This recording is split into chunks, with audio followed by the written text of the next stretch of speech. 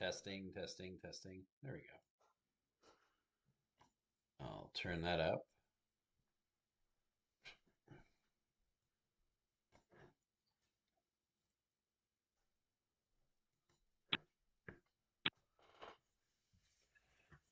Alrighty, so figured I'd give you guys some audio. There might be a little bit of lag here. Uh, if there is, my apologies.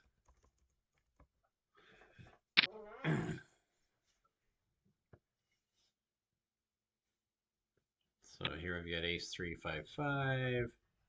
Really, it's just a position raise. Oh, not liking it.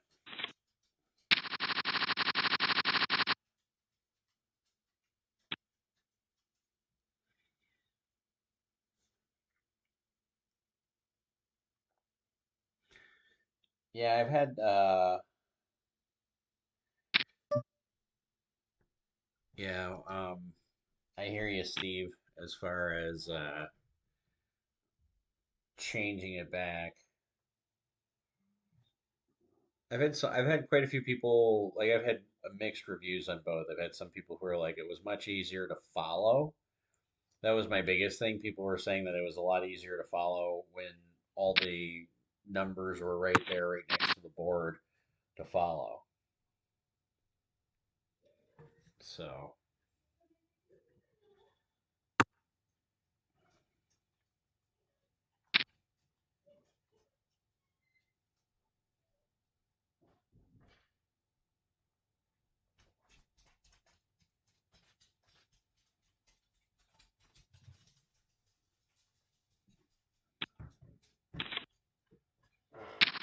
uh-oh, we're almost dead last. It's a hand that if I was in the button here, I think I'd be raising.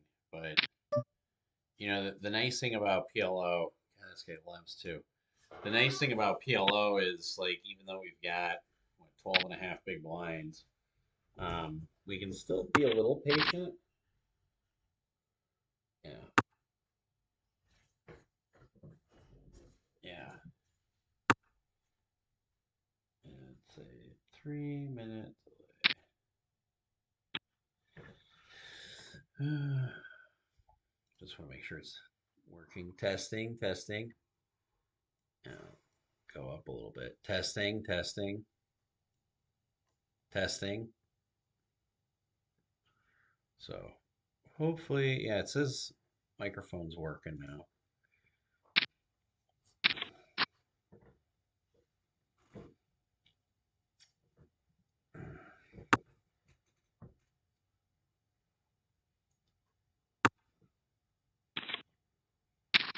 Like I said, hopefully it's not going to be giving much lag. Ah,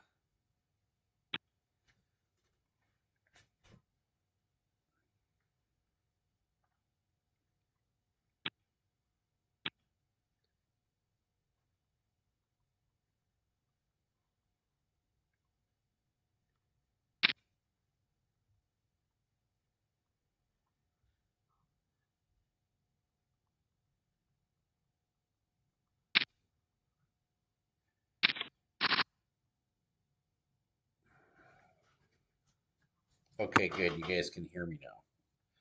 So yeah, again, there's going to be even a 3 minute delay from the audio in what I'm reading from you guys, but oh wow.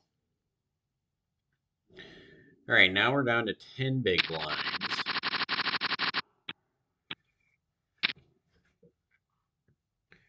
So really, once you start getting down to 10 big blinds, you start looking for like big suited aces, like, ace queen with the suit.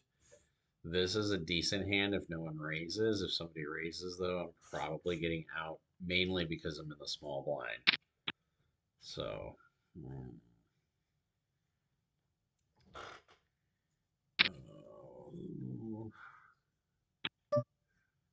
well, I think with two callers, I think we have to go here. It's only two big blinds. He should call, and hopefully we can flop a nine. Apparently not.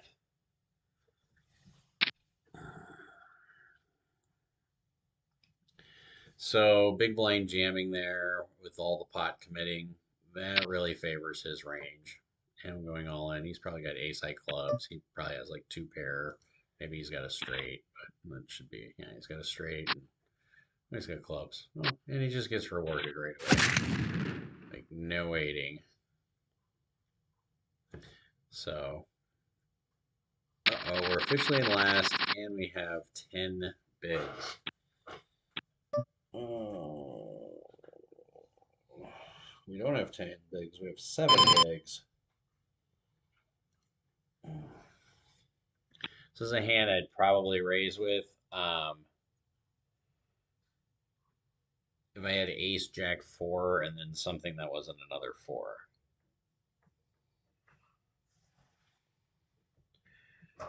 I got you, Steve. I literally had like about a 50-50 mix because I asked a bunch of people at the meetup game too. And it was literally like a 50-50 mix.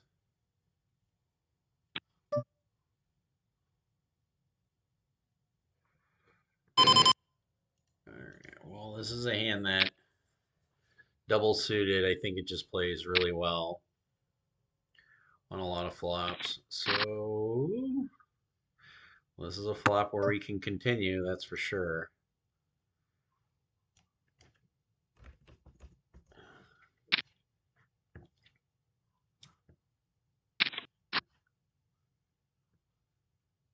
Well, that's a pretty good turn for us. So he flopped a set of 4s. Oh, gross. Well, we got lucky there.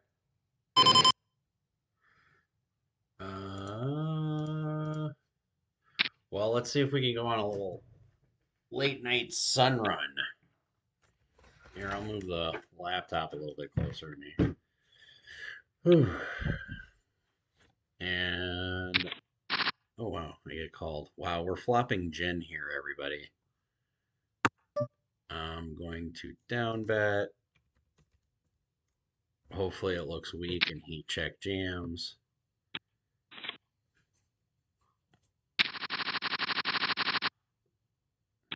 This is a good hand to be out of the big blind. This plays really well heads up. If it was a suited ace, it would play even better.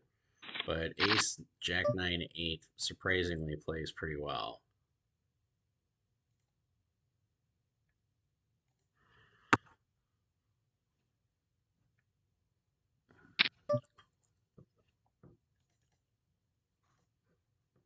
Doing this kind of as a semi bluff. There we go. Oh my god, look at that. See, we went from having 7 big blinds, now we have 24 big blinds, and we're in the pack to continue moving forward. So, $68 guaranteed because it's 10th. So, next pay jump is 9th. Yeah. Ooh, we might have a pay jump here. Oh my god, we got a 3-way all in. This is a huge hand. Oh, kings versus aces versus 10s. Well, kings are going to win it.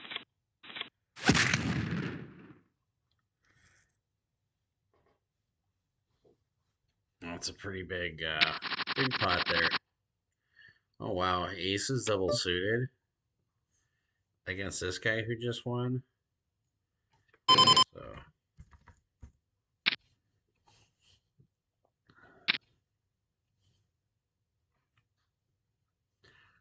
you might notice that I raised enough to where if he re-raised and he decides to flat, I can backdoor re-raise it. Yeah, I don't use a HUD just because um I don't know, I feel like for some people it benefits them. For a lot of my students, I recommend it. Uh, but I guess a lot of the Michigan players know each other pretty well. So, I mean, when they added New Jersey, it would have helped. And I don't know if it would have helped in any situation so far, but um, yeah. Okay, he's got queens. Oh, keep it black. Keep it black. There we go. And we pick up a bounty. Nice. We won $23. Nice. That was really good. So yeah, right now we've got 54 bucks in knockouts, $84 in prize pool, guaranteed. Flop bottom set with top pair. This guy's got to be on some kind of draw. It's a super web board. Yeah, I don't want to continue on that one. Look at this. And this guy's worth $92. Well, we're going on a little late night here, which is good. We're down to 8. Woohoo! We got another pay jump, everybody. So 84 guaranteed. Yep. And then it goes up per person.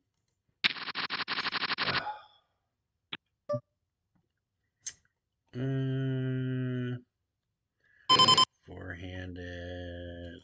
I'm going to fold one time.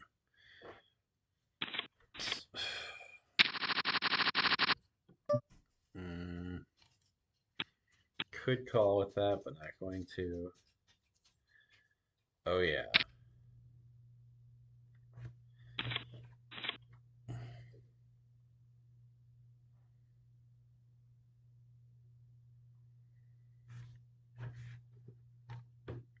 I wonder, would it help if I turned down the desktop volume? Would that, let me know if that helps. I know it'll be 3 minutes from now, but yeah, let me know if that helps.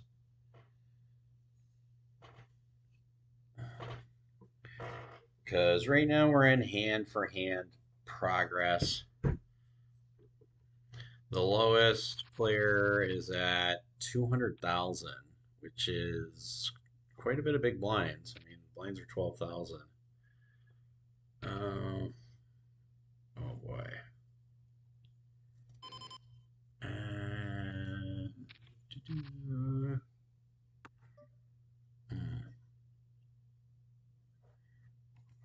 now I'm regretting not three betting with this hand. Just no suits, king, king, deuce, deuce. Hey. So usually when he does something like this, he's gonna have like ace queen. He could have pocket queens. He could have pocket aces. He could have ace queen with spades. He's probably not drawing to too many straights, but I'm folding here because there's not a lot of turns that I like. Like even if a six comes up, I'm not super excited about it. No, I don't want to burn 6,000 in chips there. So it'll be a little bit before we're down to a final table. Hopefully, we get down to the final table. Last time I was streaming, we finished in eighth. I don't know if you guys saw that, but I had King King Ace Deuce in the PLO 8 tournament, and the flop was King Deuce 4, and a guy check raised me with 2 3 4 5. So he had bottom two pair, plus he had a flush draw and a low draw, and he hit it on the river. I think I would have been chip leader after that, but yeah, he was chip leader after that because I think he was second in chips and I was third. But hopefully we don't repeat that. Yeah.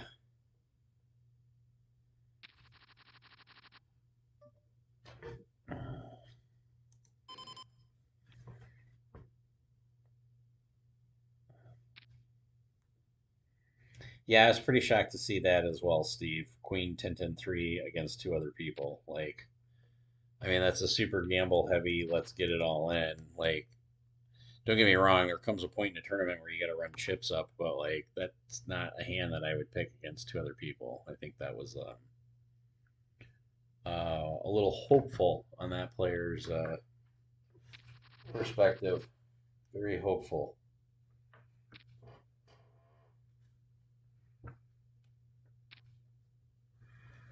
So, this is a hand that, even though it's 12,000, getting 5 to 1 on money, I'm just gonna throw away. There's not a lot of flops where I'm gonna fall in love with that hand, you know.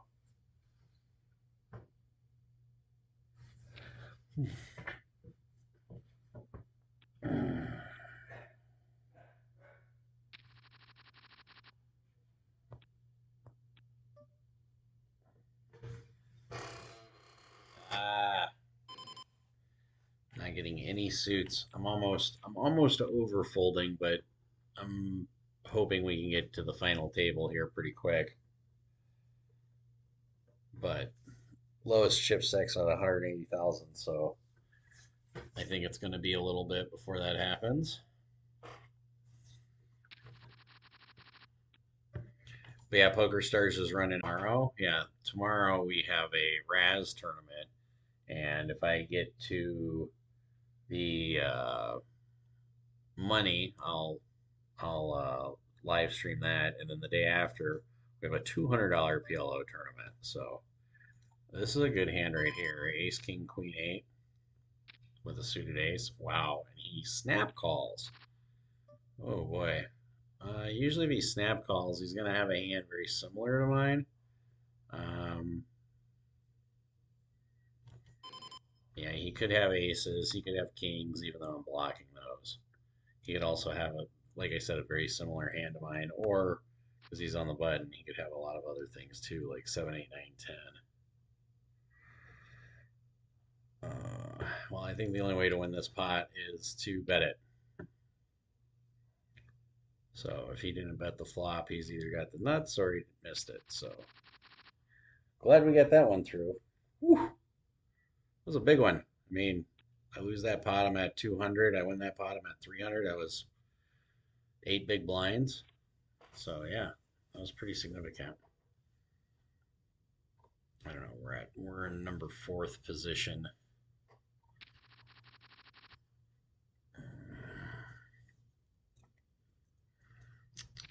This is a hand that I like multi-way, but when it's short-handed like this, four-handed, I don't like it. One of the things a lot of people make mistakes on is when they get down to something like this, four-handed and three-handed, particularly in tournaments or like if you're in a cash game, which it doesn't happen very often, but um, is people open up their range too much.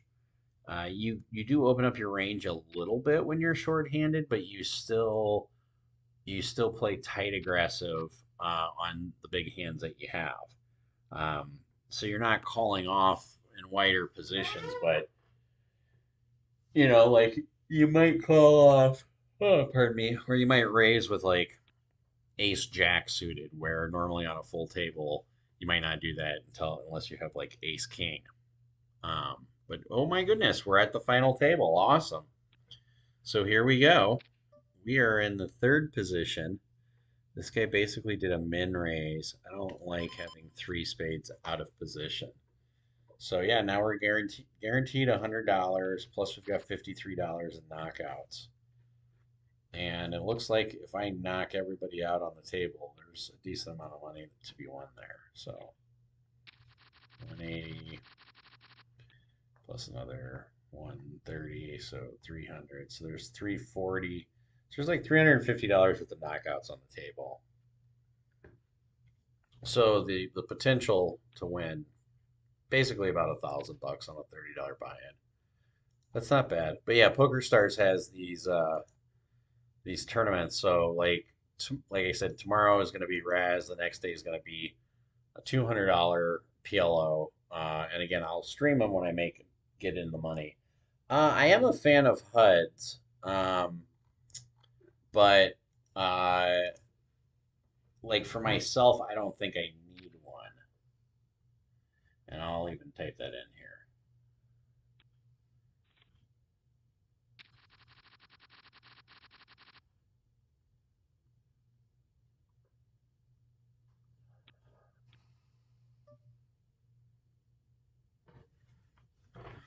So yeah, I used to have a HUD that I paid for, and I just stopped using it. And even when I stopped using it, it was a HUD that you pay like $20 for a year or whatever. But even when I stopped using it, I didn't feel like it impacted my game in any negative way. So plus I had you're right. Um, I had a guy that I was playing with who told me that my c betting percentage of 75%, there's no way I could be a positive EV player. And what he didn't take into consideration is probably 70 or 80% of my hands in that game where the HUD was displaying my information was all heads up. So the c betting information was correct, but it wasn't like it was on a full table. So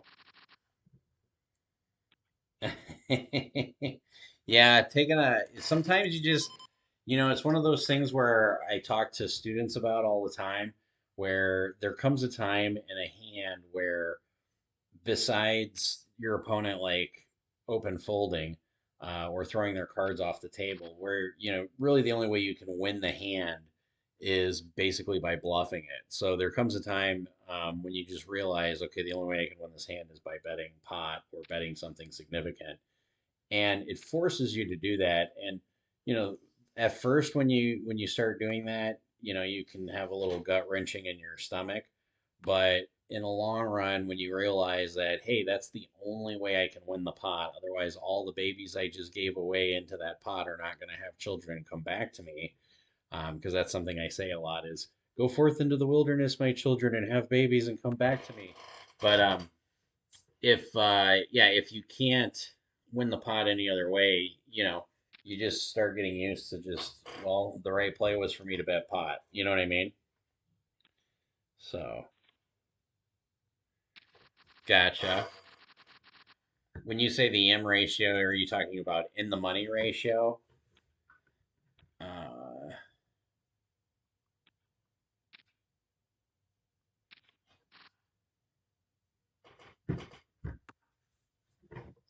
I am kind of curious, Steve, if you do use a HUD, what my ITM is on tournaments. I have a funny feeling it's a lot higher than what a lot of people expect. Um, that's my guess.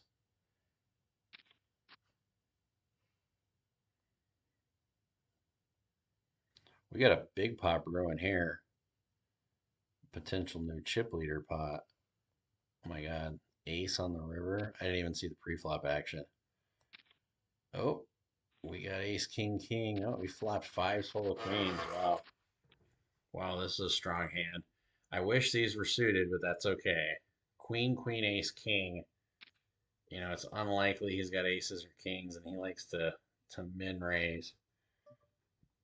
This is actually a situation where I'm going to take an aggressive route, particularly because I have an ace and a king, and I've seen him basically min raise a lot. So every time this guy comes in for a raise, he doesn't raise like 3x. He usually raises at min.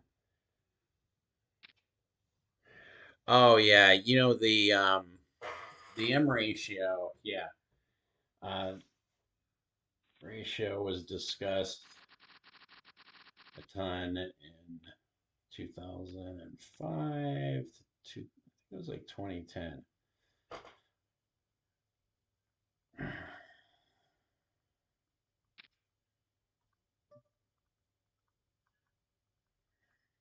Well, what do I have here? Deuce 4 8 Jack. Oh, I've got nothing.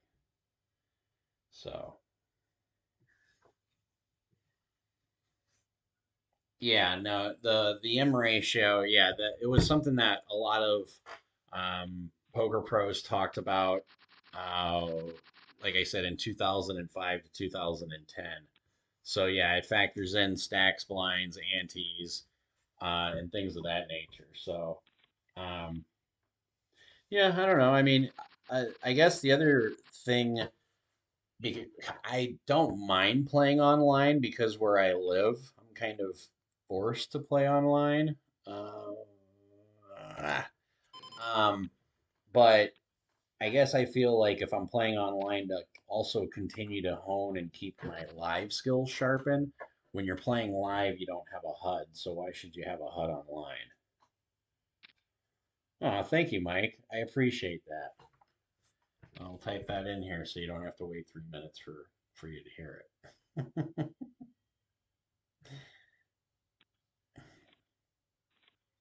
Yeah, and I can certainly understand that. After Black Friday not playing, there was a lot of people who got screwed out of a lot of money.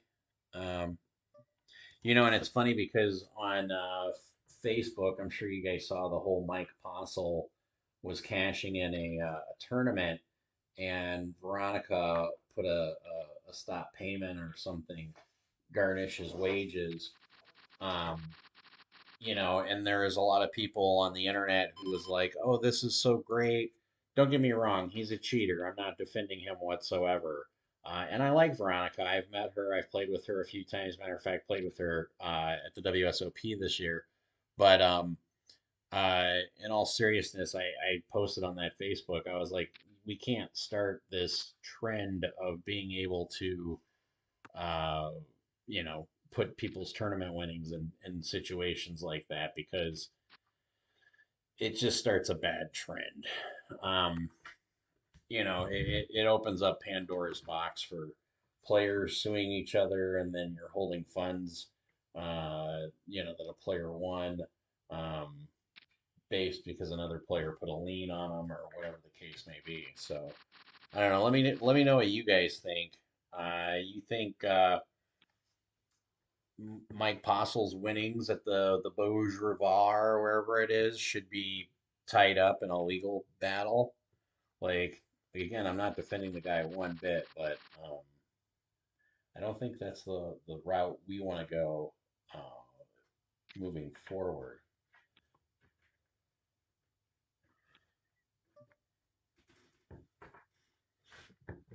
You know,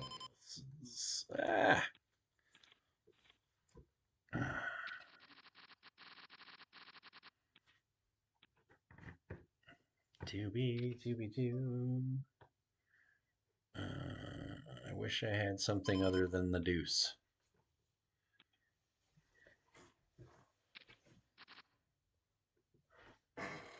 Think I should tell these guys we're live streaming.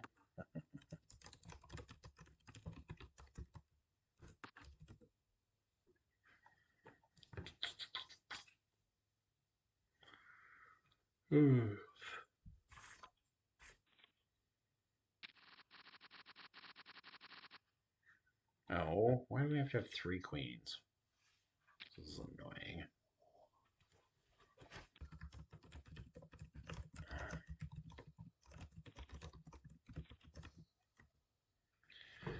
I'll tell these guys.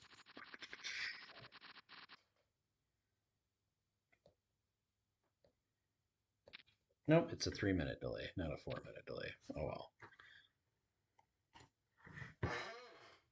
If they decide to come on and check it out, they can.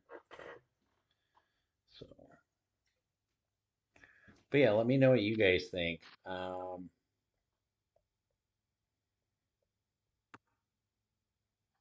Yeah, I don't know. I again, it's one of those things where if I'm trying to hone my skills on live play, you're not going to have a HUD at live play. So I think it's important, even online, that if you're paying attention to players' behaviors without a HUD, it just kind of hones you for paying attention to people in live play. That's my opinion. But it's definitely very useful. Usually, when I have a student who's using a HUD, I'm using that HUD so that way I can help the student out because I can look at the HUD and look at their stats and immediately know where some of their leaks are. So instead of taking, 3 or 4 sessions of coaching to figure out, hey, this is an issue that my student has right here.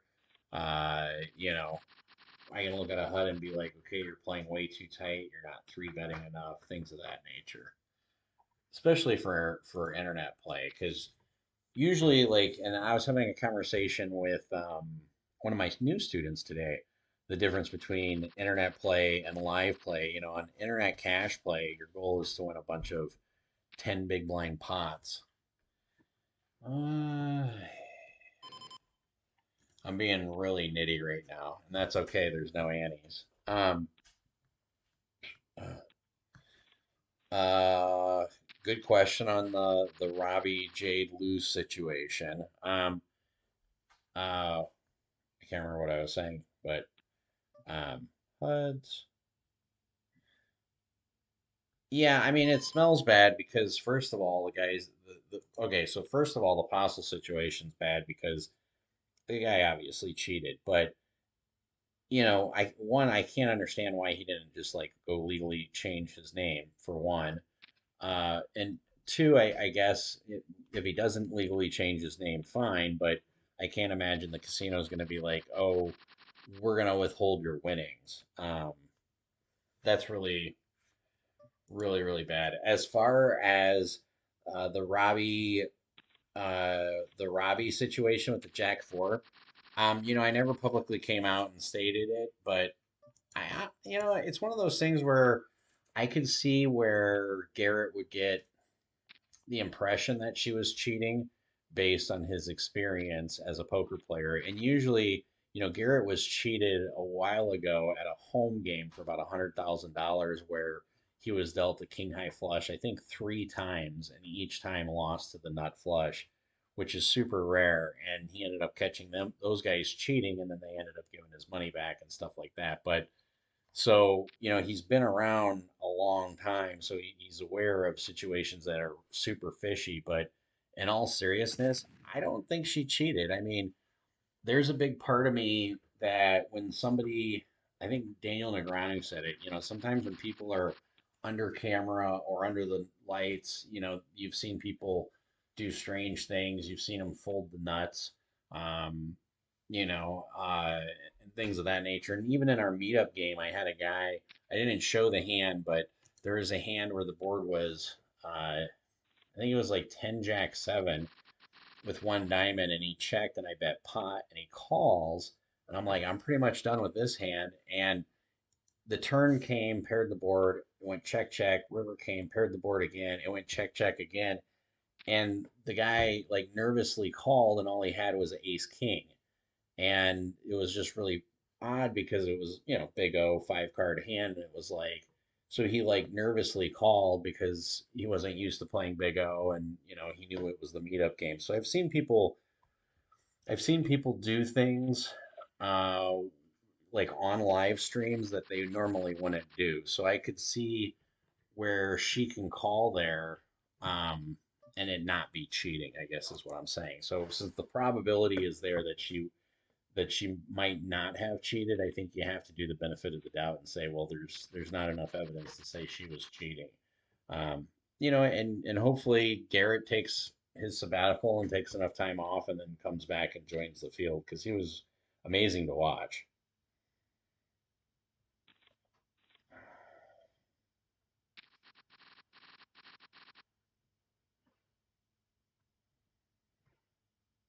I hear what you're saying, internet radio, where you're saying since other people are using a HUD, if you're not using one, you're at a disadvantage. I mean, that's a valid point. Oh, look, we took a pay jump. We're up to sixth. Uh, this is the hand I like playing heads up. Do not like playing it multi-way. So if anything, I don't mind getting one caller here. And right now we're down to like 25 bigs. I hope you fold. I like your prize pool, but I still hope you fold. So min raise basically. Flop a set. We might have a big one here.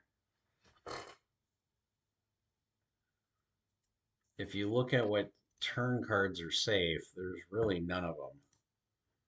I'm just going to go half pot. He might have turned a set of queens. He might have turned Broadway. I doubt he turned Broadway. I'm actually going to turn my hand into a bluff because I have two jacks in my hand, just in case he turned a set of queens. I think he might have turned a set of queens. Just in case he's got a set of queens or a set of aces. We had to, I mean, I don't know if we had to turn our sixes into a bluff, but just to be on the safe side, because it's really hard for him to call with even aces, kings, or queens the way the hand played out when it was checked on the flop and then bet on the turn, bet on the river.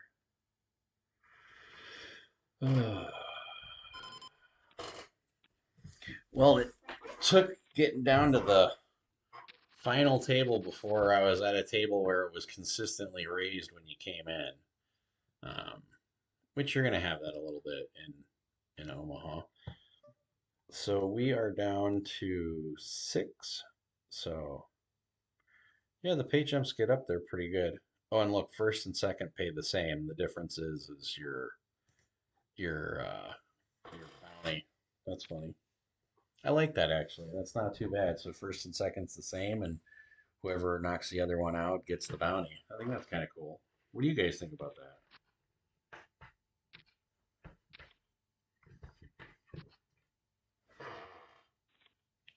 And how many of you guys heard or watched my video on uh, some type of system where if you don't have any, live tournament winnings, you have a different buy-in amount. Not a different buy-in amount, but you get a different amount of chips. And I was thinking like the WSOP could actually just make a bracelet event and say this event is for anybody who has never won a WSOP ring or bracelet.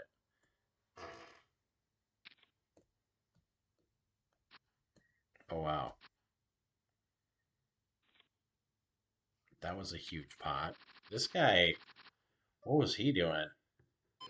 I mean, now look, he's only got 27,000 left. He's only got two and a half big blinds, and he's worth $92.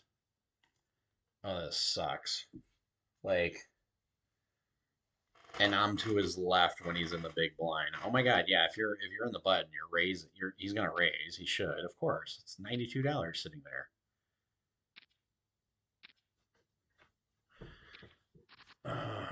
This is where you kind of hope this guy wins, so you have a chance at winning his 92, but you kind of hope he loses because fifth gives you an extra $50. Yeah, I guess I hope he loses. Um, oh yeah, well, he ended up winning. I'll definitely watch the Robbie interview. Uh, so we're on break. Oops.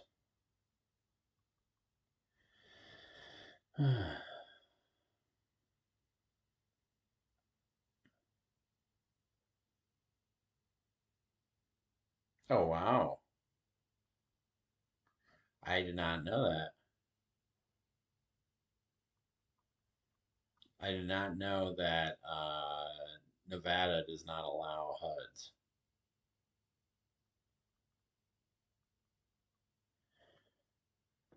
Hmm. That's pretty interesting. I know when I was there for the WPT, some of the guys were like, "I'm so happy that you weren't able to play the PLO tournament." And I was like, "What are you talking about? I've got WSOP Nevada on my phone." And they said, "Well, the WSOP Nevada app only does Hold'em because it's still archaic as hell. So maybe the Nevada app just doesn't, or some of the Nevada apps can't handle it." Um, but I don't think PokerStars is in Nevada, or maybe it is. I don't see why it wouldn't be. Um, but yeah, I know everybody uses WSOP in Nevada. So I don't mind WSOP. I like them. Oh. Oh. Oh. Hmm. Yeah, I know PokerStars allows HUDs. Um, I used to have one, so I think they still allow them.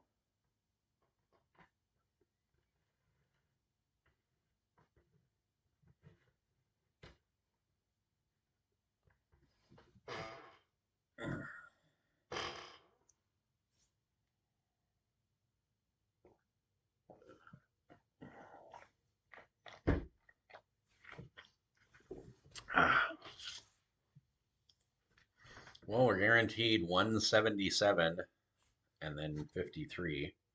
So yeah, $220 on a $30 buy-in.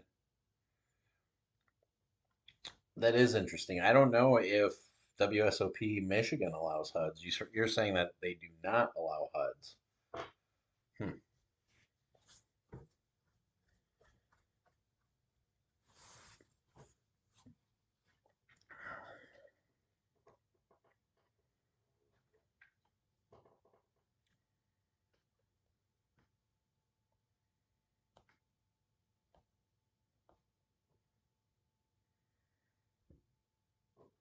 Oh yeah, it's quite a delay. I click on make a deal. Every time I've clicked on make a deal, I usually get second or first. So we're gonna keep the tradition alive and just click on make a deal. And every time, if everybody else clicks on it, the Poker Stars one has an issue where it like times out. So that's why no one clicks on it anymore because if everybody clicks on it, it just times out. Yeah, that might be a compromise. I and I hear you when you're like it's easier to pay attention to people in live play. Yeah, I agree with that. I mean, they're talking, you can hear them, you know. What do we have here? A hand that plays pretty decent heads up.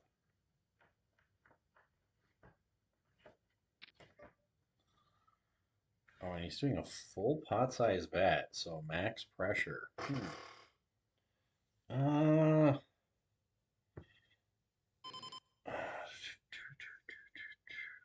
all right. Even out of position, this hand does play pretty decent. Oh, I really don't like an ace.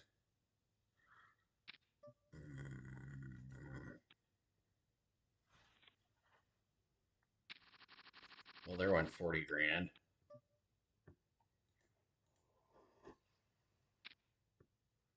Let me get that back right here. You can both fold.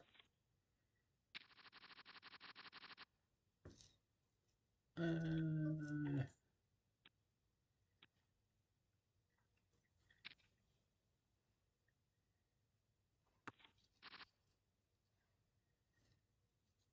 yeah, WSOP does have Nevada because I have WSOP Nevada when I go to Vegas, but the app on your phone only is Hold'em. There is no PLO on your phone. You have to have a desktop on WSOP Nevada or a laptop. So now that I know that, of course, I'm going to put that on my laptop. So when I go to Nevada, which hopefully will be going to Nevada for Super Bowl weekend for a meetup game, um, then yeah, I'm definitely going to bring my laptop in case they do have a PLO ring event or anything.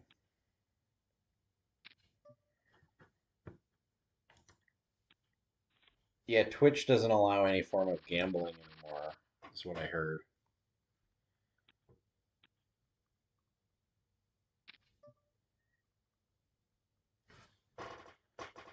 3559, we're getting rid of this.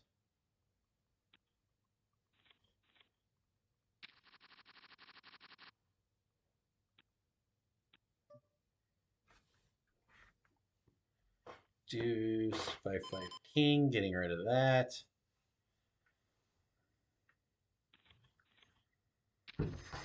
Hmm. Yeah, I think the issue that Twitch was running into is, there's online gambling where you can play roulette and baccarat and stuff, and I think like Drake was getting paid, like they would be like, "Hey, we're gonna deposit, $3 million in your account, advertise for us, and then make minimum bets of like $200,000 or whatever, and then you can do whatever you want with the money." And Twitch didn't like that, so Twitch put a combine. Now we are the short stack. But, even being the short stack, we still have 20 big blinds. There's 5 people left in the tournament, love. Yeah. So, mm, really bad hand here.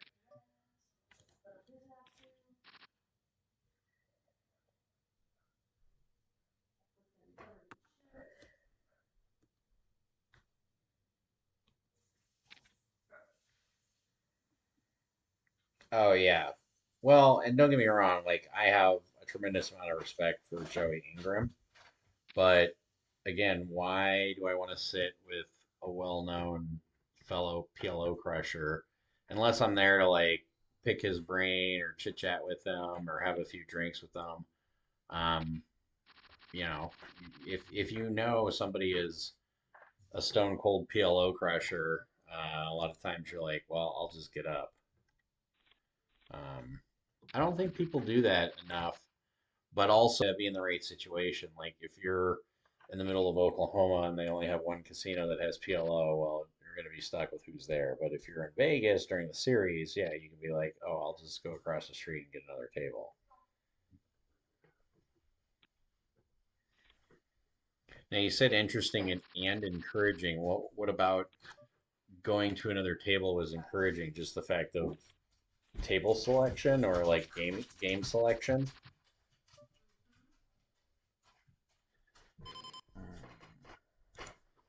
These are hands that'll get you in trouble on the final table, 4, 7, 8, 9 double suited. Because if you raise and you get 3 bet, what are you really beating? You're not beating anything. So here's another hand that'll get you in trouble when you're coming in for a raise. Now calling a raise is a little different out of the big blind because I'm already half committed. Flopped a gut shot. I think we got to go for a semi bluff. This flop just favors my range way more than his. Well, until he gives me the bad information that that dry board hits him.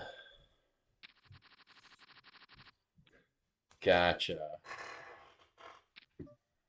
Ah, card dead. This is rather annoying. We still have 12 and a half bigs. Hmm.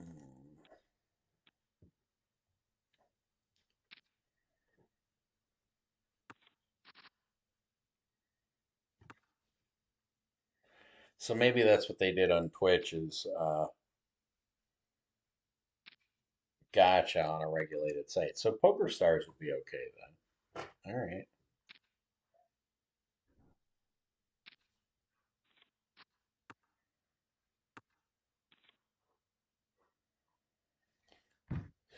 Whew.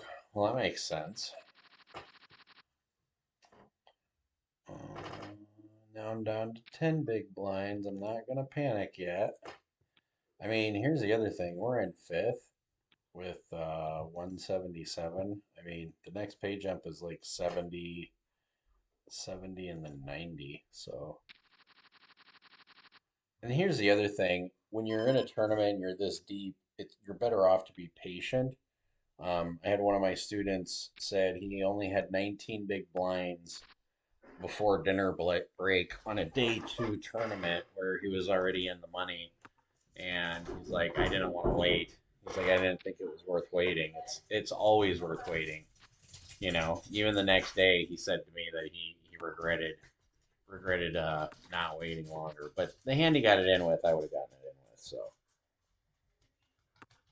yeah, I'll consider Twitch. I don't do a lot of live streaming. I've just started picking up more live streaming.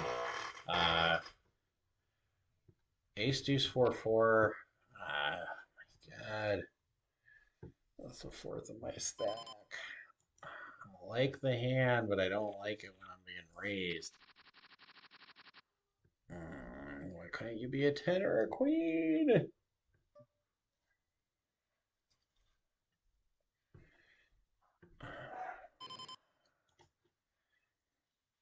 Yeah, here, now that I'm getting under 10 big blinds, so I mean, obviously, we all know the most you can make it is 3.5 big blinds, but once you get under 10 big blinds, you pretty much want to pick a hand that you're going to run with and then just pot it. As you can see, a pot size bet is a third of my stack. So once somebody calls, my SPR ratio is not very much. But I really hope these guys get it all in pre-flop and one of them busts.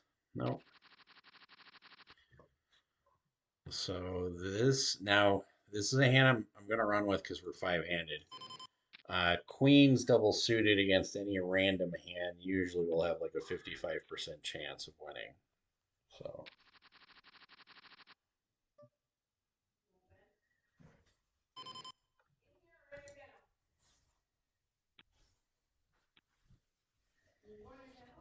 yeah, I don't know if it was that I would be at a disadvantage. I don't think playing with Joey Ingram's at a disadvantage, but I just know when there's that many recreational players um, that are in that room playing other games, that why do I want to play against somebody who's a crusher versus somebody who is recreational, there for the series?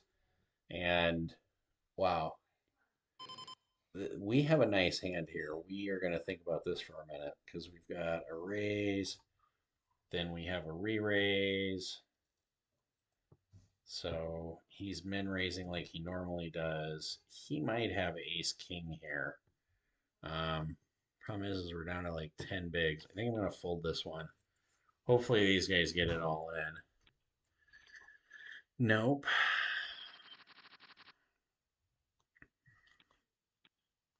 I don't mind it heads up.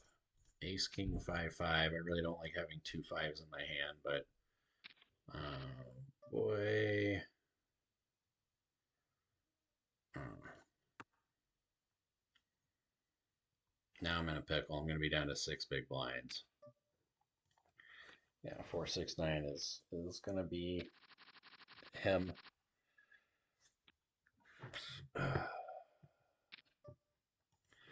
Well, we're not picking that hand, not yet.